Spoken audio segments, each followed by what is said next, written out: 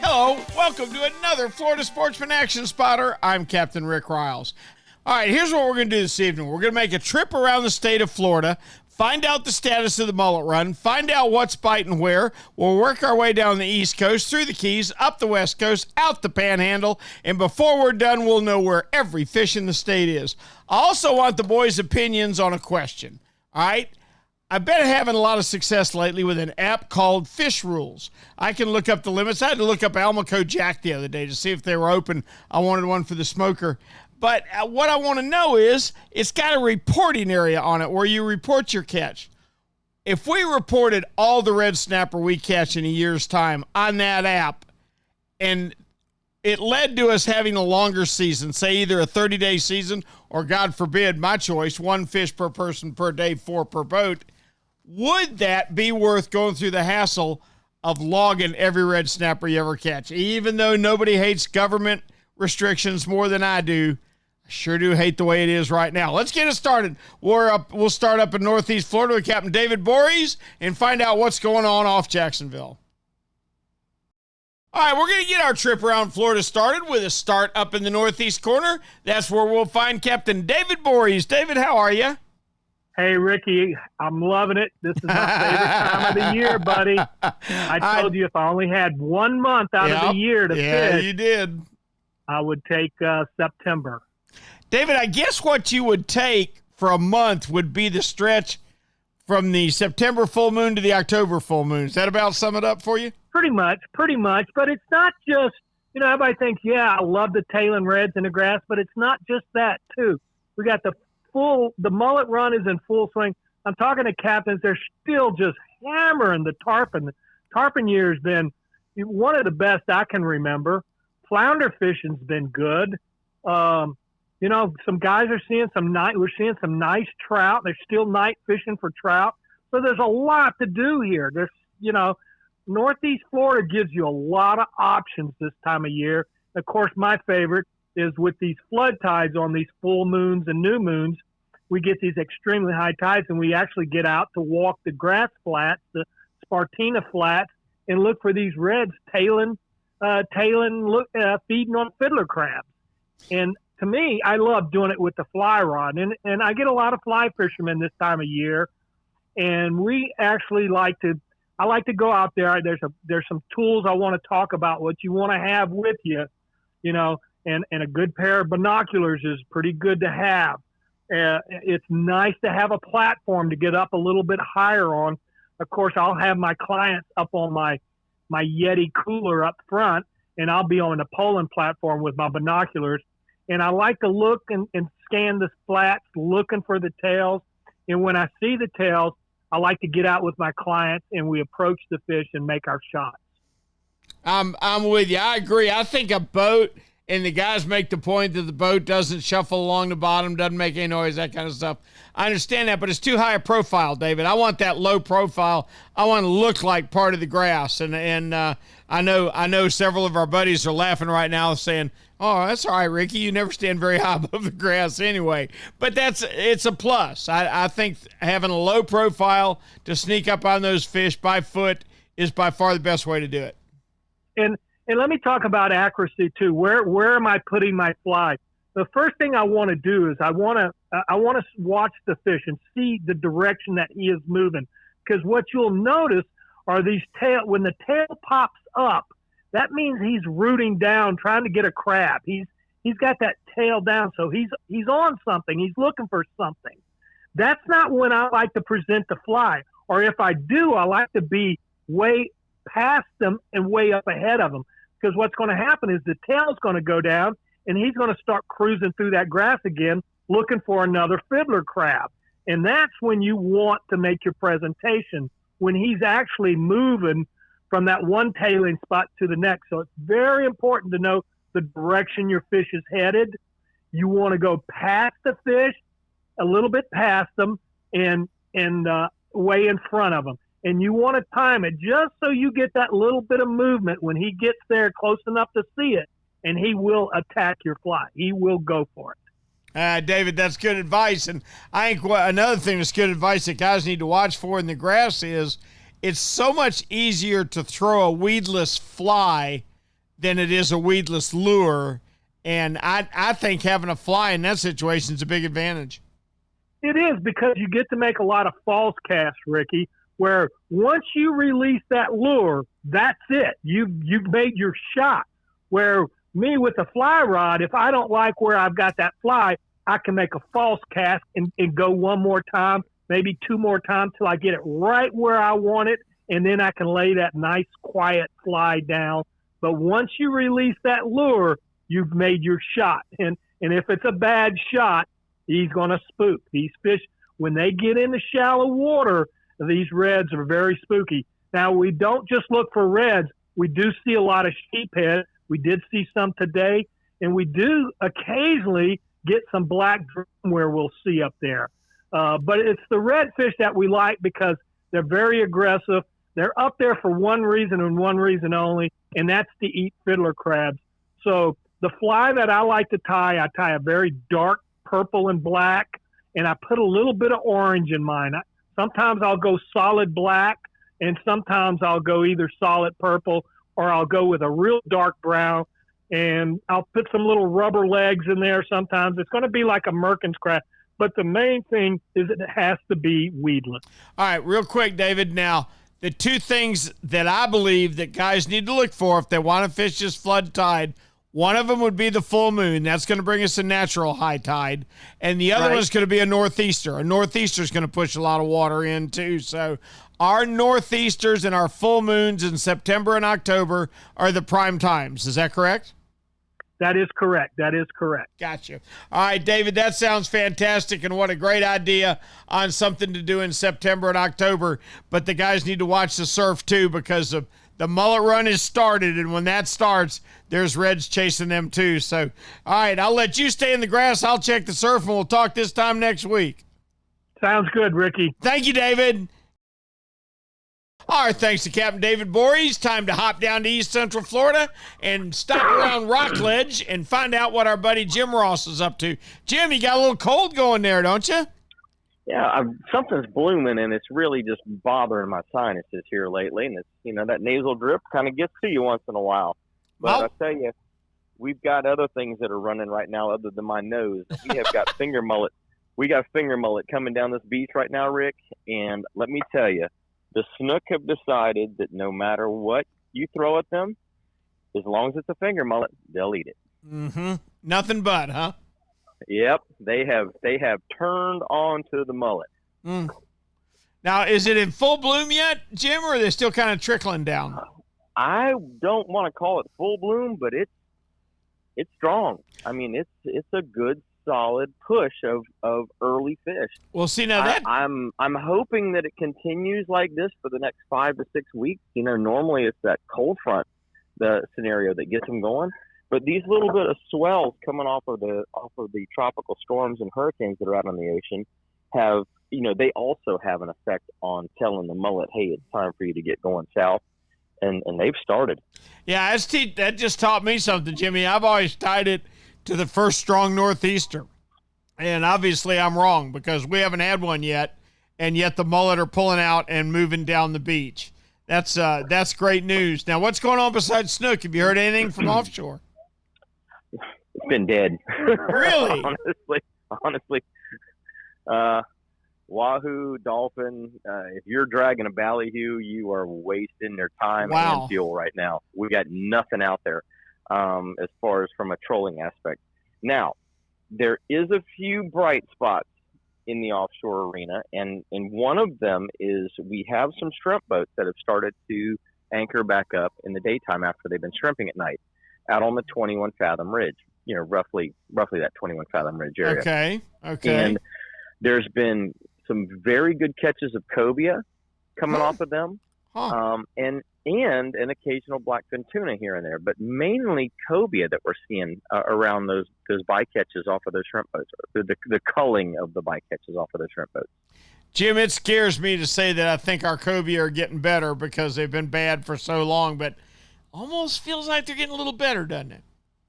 Well, they shut them down from the Florida-Georgia line north for, 2 years or something? Mm-hmm. And I think we're seeing a slight bump, an uptick, if you will, in the numbers simply because Georgia through the Virginia area has not been able to really keep them for a couple of years. And so I think that those measures are now working. Now, is an all-out ban what I would prefer to see? No, obviously not. Everybody needs equal access to the fishery, but you do see less pressure. You see more fish returning to the water, and you do see an increase in the stock when you see that. Speaking of total bans, I have a question for you. Uh-huh. I've had a lot of luck lately with an app called Fish Rules, and I whipped it out the other day to use it for Almaco jacks because I didn't know if they were open or not, okay? But I caught a nice one, and I wanted to smoke him if it was open, and sure enough, it's open. And there's got a portion on that app for reporting where you report, what you catch. Uh-huh. If we had mandatory reporting for each red snapper we catch, just like the commercial boats do now, would it be worth it to report each red snapper on a 12-month basis if it led to us at least getting, say, a 30-day season? I would have to say yes. I mean, anything that we can do to open that fishery back up, as long as the information isn't used to say, oh, well, there's 40 or 60 or whatever that 120% dead discards. I don't know what the figure they come up with to actually shut the fishery down to begin with, and obviously I'm being facetious, but as long as it was in the interest, a true genuine interest to open the fishery back up, I wouldn't be opposed to it at all. Yeah, I wouldn't be either. Somehow I don't trust our government. I don't know why that could be. Jimmy, I agree with you 100%. I appreciate the heck out of the report, and please tell me we can check with you next week. I look forward to it. Hopefully the finger mullet run will continue, and we'll have some more good news for you guys and gals that like to do that nearshore fishing next week. Only going to get better. Thanks, Jim. Our thanks to Jim Ross for a great East Central report. Now, before we head down south to check in with Stuart, Florida, let's get a word from Academy Sports and Outdoors. Academy Sports and Outdoors' mission is to provide fun for the whole family by carrying all the best gears from top brands including Columbia, Yeti, Costa, Penn, Shimano, and so much more at prices you're going to love. Whether you're planning on spending the day at the beach, hosting friends in the backyard, reeling in a whopper, or gearing up for the game, Academy has a wide assortment of sports and outdoors products that will guarantee you that you have fun out there. Academy's latest new store is open in Panama City, and they are cooking.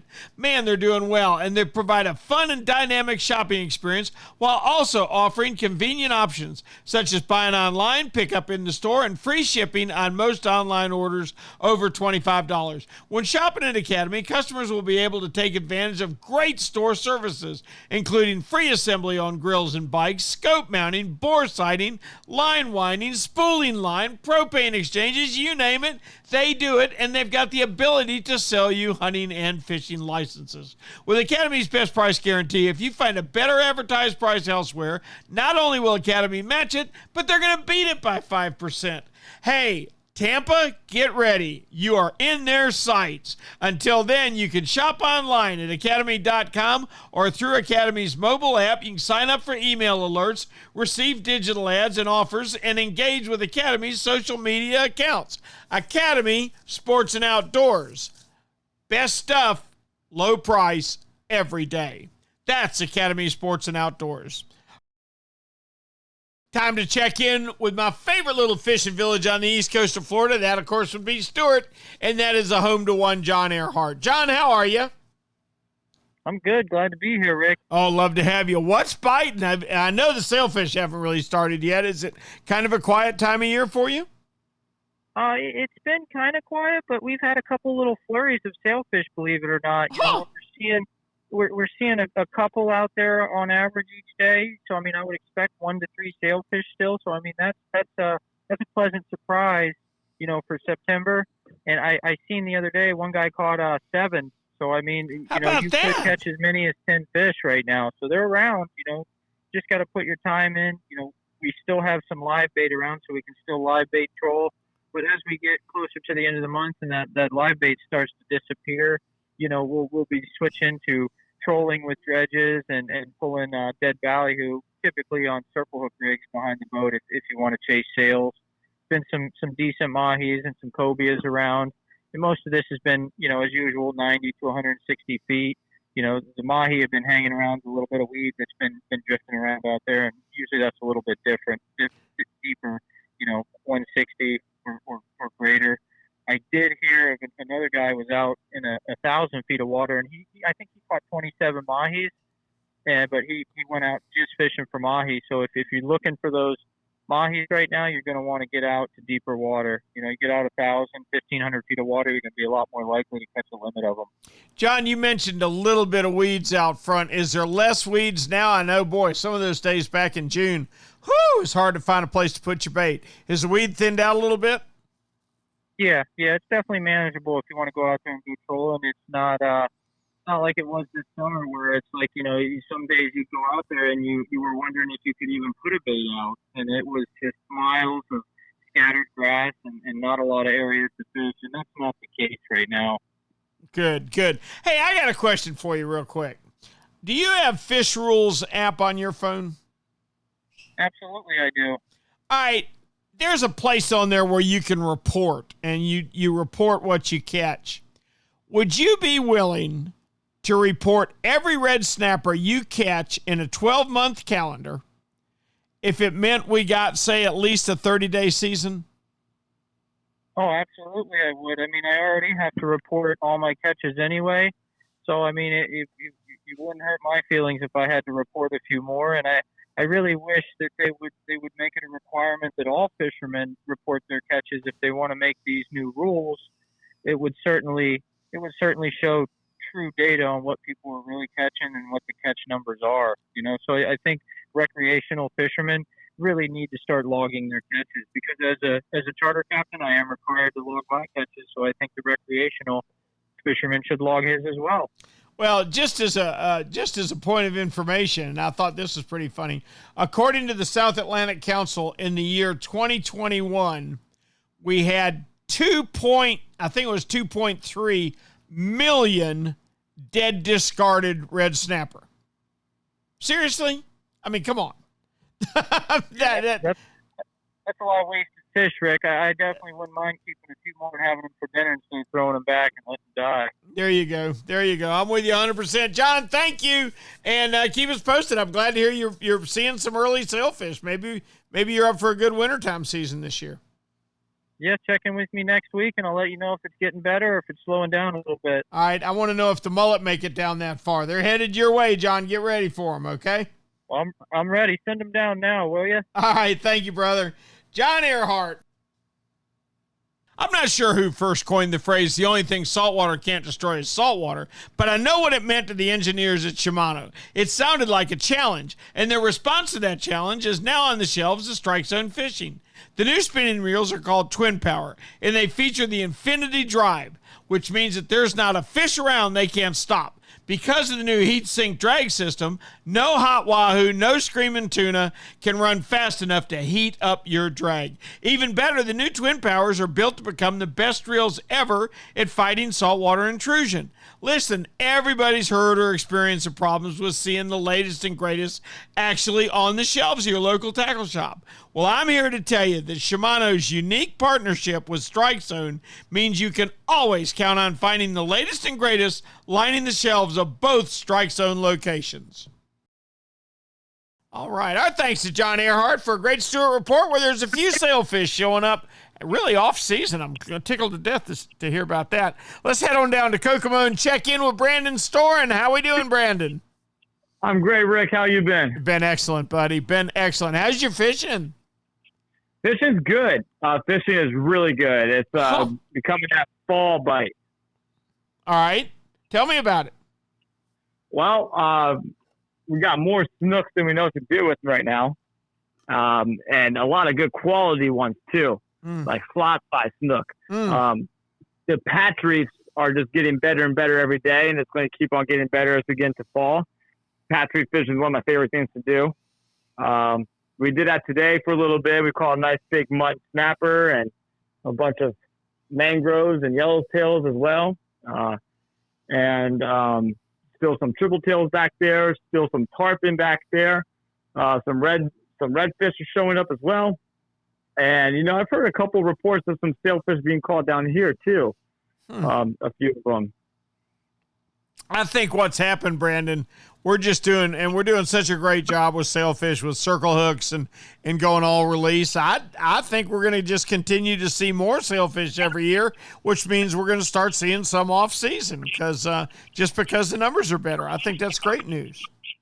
Yeah, I think that, we just got to really, handle them the right way and really respect that fish, and they'll keep on living and reproducing and growing. And yeah, we just got to make sure you're handling them the right way. And, don't take them out of the water. If you do, not too long, it's just, handle the fish correctly. Brandon, they'll pay you back. You make a good point. I have started upping my line test a little bit and upping my drag pressure a little bit.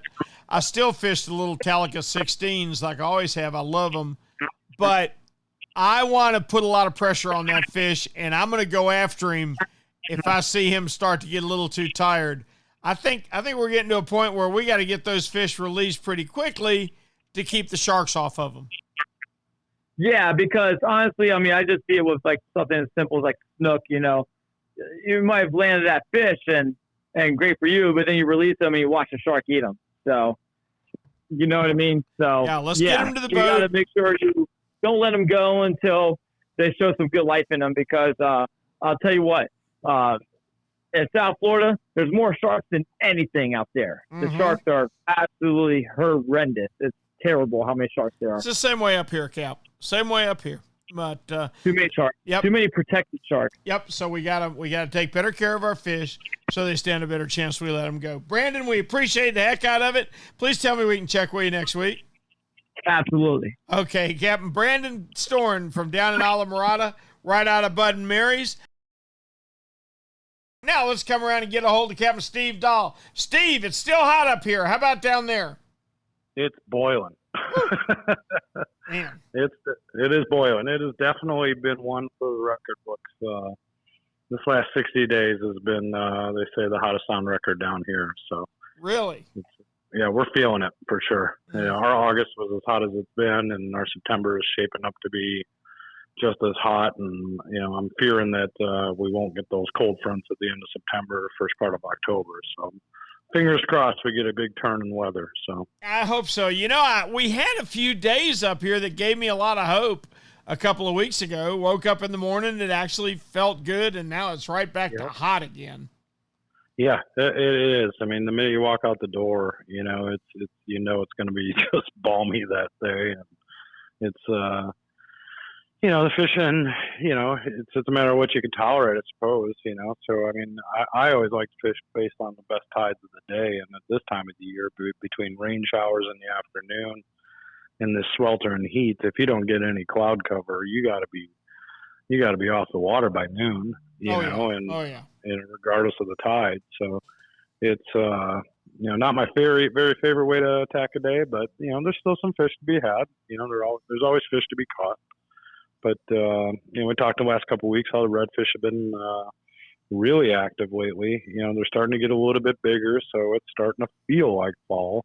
The water temperature doesn't tell us that, and the air temperature doesn't tell us that, but the fish are, starting to respond a little bit. So our redfishing is definitely picking up. Lots of good fish to be caught. A lot of good fish caught this past weekend, and we had the Naples Take a Soldier Fishing Tournament this past weekend, which was a huge event. Well over 100 boats. Captains donate their time to take active and retired military out.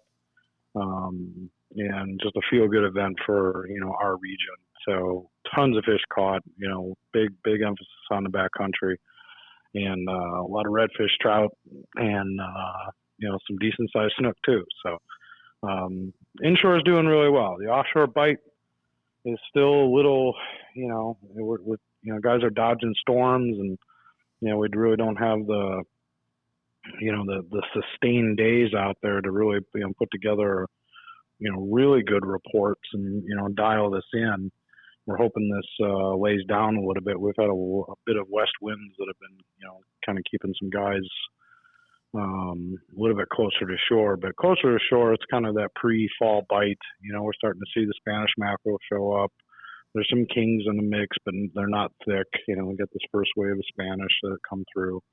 You know, so if you got the kids or, you know, some novice anglers, or now's the time to be able to, you know, get them out, because that is a nonstop bite this time of year. So, you know, keep that in mind. And the bottom fishing still, you know, doing fairly well too with the snappers and, you know, some smaller grouper and stuff. So.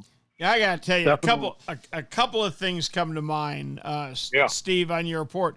First off, my mom and dad were both in combat in World War II.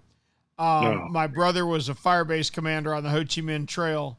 My nephew helped map out the route from Kuwait to Baghdad before the original Desert Storm. I will take any combat veteran fishing anytime he wants to go. Okay, somehow I got to skate on everything, brother. You know, my nephew is it's like a really humbling event. It is. A couple of years ago, not a quick story, Rick. You know, I had a young man. It was just the two of us. You know, his partner couldn't make it last minute, so I ended up fishing with just the two of us, and we literally caught one snook all day. And sat, you know, it was a real informal tournament. You know, we provide beer and the whole 9 yards, let these guys have a good time.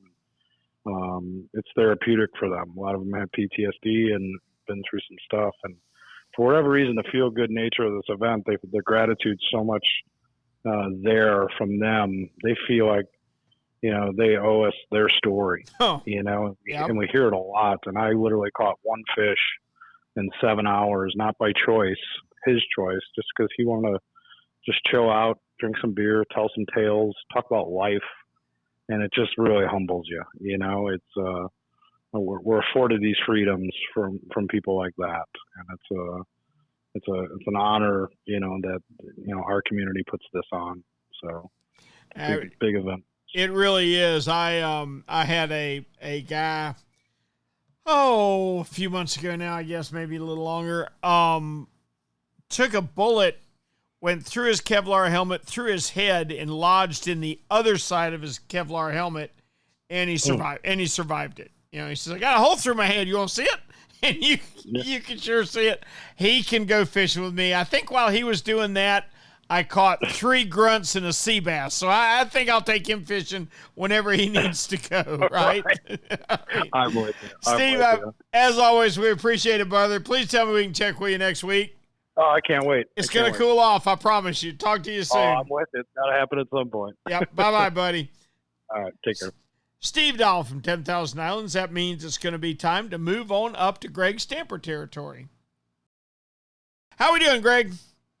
We're doing very well, Rick. It's still extremely hot, and I think we got about another month before this thing breaks up. But overall, life is good. Well, they say there's a northeaster that's coming into town this week. At the end of the week, I guess we'll find out, but I'll be ready for it. That's for darn sure, because we need it. We need our shrimp to get on the move. We're starting to see mullet on the beach up here now. You seeing them down there yet?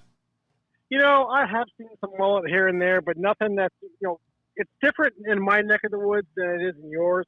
They're not just coming down one big long stretch and moving south. Here they can go in areas and pockets. And I'll be honest, Rick, when the water's still 90 degrees, I don't think they really want to be in that for a long period of time if they're in a large group, because there ain't much oxygen to be given in that ballpark. So I think it'll be another month or so. We do need a nice cool off before they can start to show up. But that for us is really more in about a month and a half, 2 months at the minimum before we start seeing those. Yeah, and you're right. I'm sure, and you can tell when a water is low in oxygen because the mullet will actually come to the surface and start sucking air off the top of the water. And right. and we do see some of that. Not so much in our surf. We don't quite reach 90 degrees like you guys do, but I got to tell you, I'll be, putting on a jacket will feel good this fall, won't it? It will. So to echo what you just said, Rick, this week in the back bays, early in the morning, obviously, is the time to be out before it gets crazy hot. But we catch a nice snook, nothing huge. The big snook are off of our wrecks and our reefs in the near shore waters. And we're talking about some good fish out there that are 30, 35-inch give or take. The ones that we caught in the back bays were all small, juniors as I call them, but we caught a lot of nice redfish this week. To echo what you said before, 2 or 3 times this week, I had to hold on to that fish, and I'm not talking about fish that we held out of the water for very long. I had to hold on to him for 3 or 4 minutes, really give him a long time to revive before he swam off on his own. So you know the water's hot when a redfish is out of the water for 30 seconds and just bolting away. Yeah, you're absolutely right. And we were just talking about that with Captain Brandon Storm down in Alamorada. Greg, we got so many more sharks than I've ever seen. And it has now become so key to get that fish fully rejuvenated before you let him go, because he's going to have to dodge a few bad guys before he can settle down. Yeah, absolutely. And we still have a lot of bull sharks in our back bays. Now, all right, so going back to the nearshore guys, they've been going after tarpon, which are still available, but they are not in big schools by any means. Most of these fish are in pods right now, 10, maybe 15. The only guys who are having really good luck on them have tower boats. Because if you're not up high right now, Rick, you really can't see these small schools of fish. And, you know, you can always go back to your norms where you think they should be. You can throw cut baits. You can put out, some dead baits on the bottom and make sure that you may or may not get into them. But the real guys that are catching them right now, they're all sight fishing them from these towers. Cool. Yeah, there's we see towers on more boats every single day we're on the water. There's no doubt about it. Greg, thanks for a great report, and please tell me we can check with you next week. You got it, Rick. Tight line. All right, Captain Greg Stamper. You know what Yamaha Outboards love? The genuine formula and consistency of Yamalu marine engine oils. Outboards are subjected to punishing conditions like high loads, salt, and humidity, a mix that automotive oils can't handle. Yamalu full synthetic and marine performance formulas are certified to protect against friction and corrosion for reliable performance every time. Find Yamalu marine oils at your nearest Yamaha Outboard dealer. Locate them at yamahaoutboards.com/dealers. Yamaha, reliability starts here. Hey, Raj, being consistent is the mark of a quality product. If you've been Florida's #1 chum for over 10 years, there's got to be a reason. For 10 years, Tournament Master Chum has lived up to his name. That's why more tournament pros insist on Tournament Master than any other chum. It's the only chum with menhaden milk mixed right in. That means it gets the scent out faster and deeper than any other brand of chum. It comes in a grind size for every species from kingfish to catching bait. Your fishing time is way too precious to use second-rate chum. Bring the action to you by insisting on Tournament Master Chum. It's worth every penny. When you're ready for the finest in custom-made flat spay or inshore-offshore hybrids, you are ready to meet the Young family in Inglis, Florida. For over 21 years, the Young family has built custom boats one at a time for every type of fishing. Nothing can sneak up on a flat quite like the Gulf Shore flats boats, and I've never fished a better hybrid than the Young 24s and 27s. Rob Young is a naval architect who takes tremendous pride in each and every build for each and every customer that wants their boat custom built exactly the way they want it. Is it time for you to move up? Are you ready to own the finest boat built? Then you need to visit the Young Boat facility in Inglis, Florida, or check them out online at youngboats.com. Our thanks to Greg Stamper for a great Southwest report. Now it's time for West Central. That means Ray Markham time. Ray, how are you? Well, I'm doing pretty well, considering I hadn't had a whole heck of a lot of sleep for the last week. Well, was there any alcohol consumed at the Outdoor Writers Convention at the Plantation in Crystal River? Hardly any. Yeah, I'm sure. Yeah, okay. That would be measured on a global scale. That's about right. That's about right. But you guys had a good time, I'm sure. Tell me about your fishing. Absolutely. Well, I'll tell you something. The Nature Coast is alive and well with scads of redfish and a lot of snook. Very good. I mean, literally, we whacked probably just in our boat, between myself and the other guy that we're fishing, we probably whacked about 34 redfish and a couple of snook inside of about 45 minutes. Okay. Now, mind you, as far as I'm concerned, this isn't really fishing. This is feeding fish.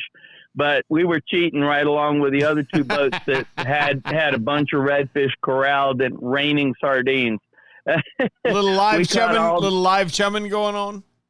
Ton. Well, yeah, we were chucking live pinfish, small ones about 2 to 3 inches long. And that's a typical thing that honestly is going on down here in our region. I think there's a bunch of guys that moved up there when all of a sudden they started last few years advertising the fool out of the area up there, and it got real busy. With COVID and with everything else that was going on down here, a bunch of them just kind of migrated north along with their chum buckets but anyway, the fishing has been good. We just coming off the full moon, and typically the full moon is not all that great for us because if we have bright skies at night, the fish typically feed all night, and they don't really feed very well in the daytime. But honestly, it has been raining every single day. It's already rained here a couple times in St. Pete. And we just had overcast skies after overcast skies every single day.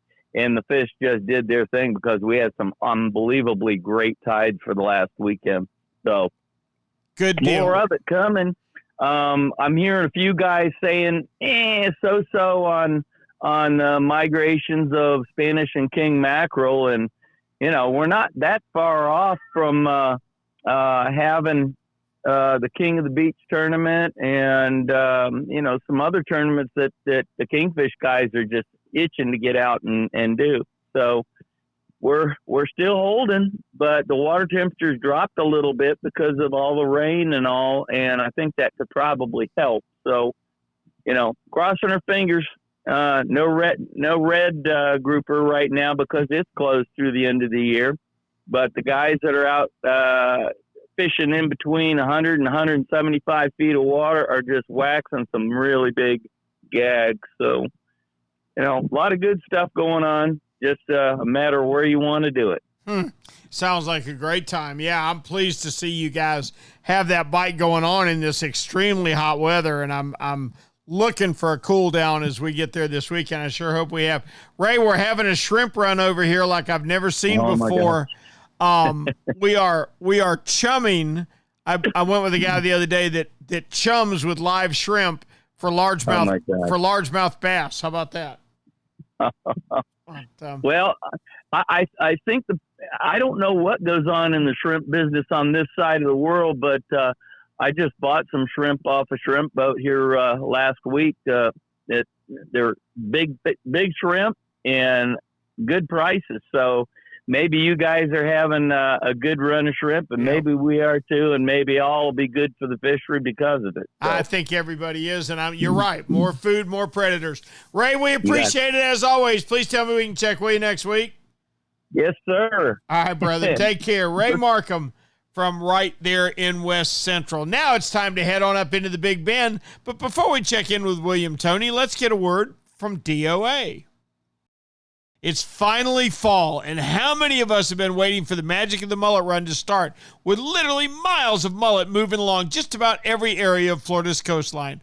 What you need to cash in on the tarpon, snook, reds, trout, tarpon, and flounder that are feasting on all these poor fingerlings is the perfect mullet imitation. Well, for my money, you can skip all the high-dollar made-in-China mullet imitators. For me and all the podcasters I talk with, the perfect mullet imitation is made right here in Stuart, Florida, and it's called the D.O.A. Bait Buster. Mark Nichols, the manufacturer and owner of D.O.A., has spent years designing different bait busters to swim shallow, medium, or deep. What makes Bait Buster so special? I think it's the tail. If your bait buster is moving, his tail is flapping. No predator can stand that tail swimming in his face. The D.O.A. Bait Buster. It's the perfect mullet run bait.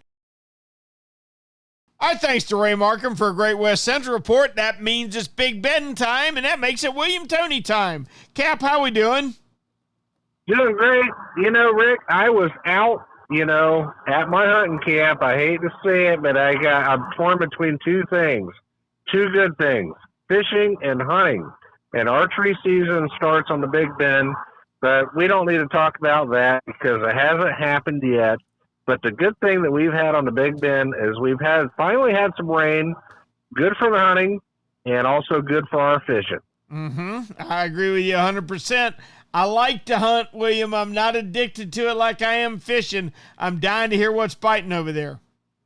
All right. The good thing right now, we had a lot of dry spell for, late August and early September, but the rain has cooled the water enough that we've been getting now some really good schools of redfish. And if you're patient enough, wait for that tide to get up about halfway. And coming this week, it's going to be either early morning or late evening here on the Big Bend.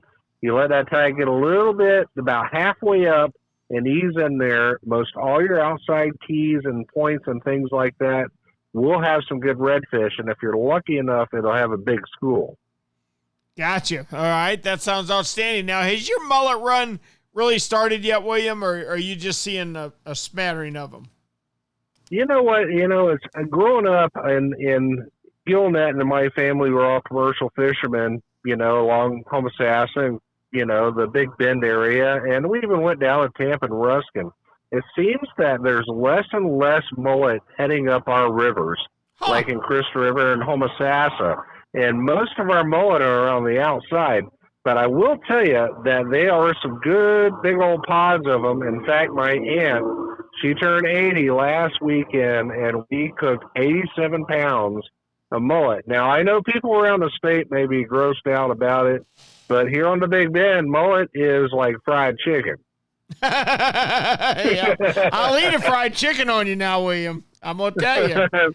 But people do need to understand our mullet are completely different than yours. And it's because it's because of our bottom. Our bottom is mud. Your bottom is sand. And unfortunately, our mullet on this coast get that mud in their bellies, and it softens the meat and it makes it taste just like the mud. So people on the East Coast need to not be ignorant. A mullet in Homosassa is a whole lot different than a mullet in Jacksonville, Florida. I promise you that. Absolutely. And speaking about mullet now, going back to the redfish, if you're here along the Big Bend and you want to try to find those fish, if it's an incoming tide and you see a good push, and sometimes it's big, like maybe even a porpoise pushing that water. If you watch it, it could be redfish if you don't see a rise out of it, but let those fish settle in. Now, another good way to look for those redfish too is look for the keys that have a lot of mullet on them. Mm-hmm. Redfish and mullet are just like ducks and coots. They love to hang out together. And, if you see them, you see a lot of jumping mullet on a point or something like that. Ease up there. A good gold spoon, as a search bait, or even a Marilure watermelon red flake with red head. I love throwing that. It is always a good search bait. And a lot of times those fish will be mixed together. And I don't know what the thing is with mullet and redfish. It could be current. It could be just something they're stirring the bottom, and those fish always get together. That's crazy. As I let you go, let me give you a little piece of advice, though. I have tried eating coot, and coot is almost as tasty as the Jacksonville mullet. So you might want to stay away from that.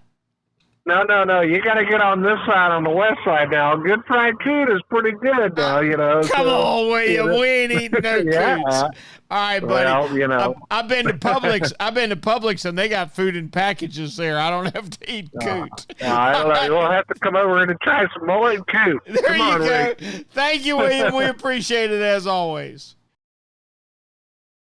Our thanks to William Toney for a great Big Bend report. Mullet and coots. No, it doesn't sound like my kind of dinner. Let's move over and check in with Kevin Lanier. Kevin, how are you, my boy? Well, I know what the mullet is he was talking about, but I'm wondering about the coot. I told him, and believe me, East Coast mullet are way different than West Coast mullet, which I know you already knew. Our mullet feed in the mud, and yours feed in the sand. And I told him I'm not sure. We were talking about ducks and coots. And I said, I've eaten both, and I don't know which is worse, a Northeast Florida mullet or a coot. But neither one of them are very good, Kevin. Oh, that's true. That's true. So, yeah. Tell me about your fishing. Fishing's been okay. Kind of slow. We had a couple king trips, and we did pretty well on those. Nothing giant. We're trolling fairly near shore. We had some Spanish mackerel that you could put up next to the king and have to really know the difference between the two. So, but overall, it's been a pretty good week. Red fishing has picked up. I think a few more people are getting going with that. We got that run in the Bulls tournament going on around the area. So a lot of activity, just not a lot of stuff coming across the docks. It's that time of year. What's your go-to kingfish bait when you're trolling dead baits like that? Dusters and cigar minnows. Yeah, they're not making dusters anymore. What? No, they're not making the duster rigs anymore. Like the weighted head mylar skirt things, they're not making those anymore. Can't find them. Let me go on a search mission. I think I know where I can find them. Well, do that for me if you can. Get my favorite color. It's green. It's green, red, and blue. So the rest will be going. I happen to know the guy that owns that company, and I think I may be able to help. We'll find out. Well, I had heard that they weren't making them anymore, so I'd love to hear it different. We'll see. Yeah. I'll find out tomorrow. Send me to the tackle shop. As always, Kevin, we appreciate the heck out of your report. Please tell me we can check with you next week. We'll be here next week, maybe a little more perky next week. A little peachy. You got to get back to being peachy, Cap. I'll do that for you, Captain Ray. All right, Kevin Lanier from Northwest Florida. We got one more stop. Let's hit Pensacola and check in with Tyler Massey. Tyler, how are you? I'm doing good, Rick. How are you guys? Good. We're doing real good. Tell me how your fishing's going. Are your mullets starting to move around yet? Yeah, we're it's definitely getting into that early fall season. We got some stuff happening in the bay. The redfish, I'd say, is going to be our number one target here for the next couple of weeks. Some slot size fish and also the bull reds. The bull reds, more towards the end of the month into October, but definitely seeing some nice slot fish. And these fish are going to be mostly structure oriented, so we're fishing around bridges, dock pilings, jetties, and that kind of stuff around the pass. So live bait's going to be the best way to catch these fish, but they will take a lure like a gulp or something like that also. Now tell me about your offshore. You still got that dirty water you're fighting? Yep, it's still been dirty water. Quite a bit of current, and it just really hasn't cleared up for us, to the south. So the offshore action, anyone that's gonna make a longer run and fish on the oil rigs, they're southwest of us, in the 100-mile range. That's where the most of the offshore action's been for the yellowfin and blue marlin. Wow, that's a long run. Do you guys get a fall sheep's head bite? We get one up here in Northeast Florida about November. Do you get one? Yeah, we start to pick away at them in November, December. And it's mostly on the bridges. We don't really see any. They're not moving towards the pass or anything yet. But some guys definitely start picking away at them on the bridges. It's a little more delicate fishing. You got to fish real tight to the pilings, pretty light leader. You got to be real patient with them too, but they definitely are active then, just not super easy to target. Well, I know one thing. You whack the side off of that fish and leave his skin on and lay him on the grill skin side down. Oh, son, that's good. Yeah, that's some great eating for sure. There's no doubt. I'd rather eat a sheep's head than a redfish, I think. All right, Tyler, as always, we appreciate it, buddy. Keep them straight over there. I think we got a northeaster coming. I think before we talk again, we will have seen a little drop in temperature, probably a little more bait movement. It's time for fall to get started. Thank you, Tyler. All right, we'll see you, Rick. All right, that wraps up our trip around the state tonight. It was a lot of fun. There's a lot of things going on, really. You know what? It hadn't been a bad summer. We generally see that you hear about the dog days of summer, but I know that kingfishing was good in Northeast Florida all summer. The sailfish were very good in August in Stewart.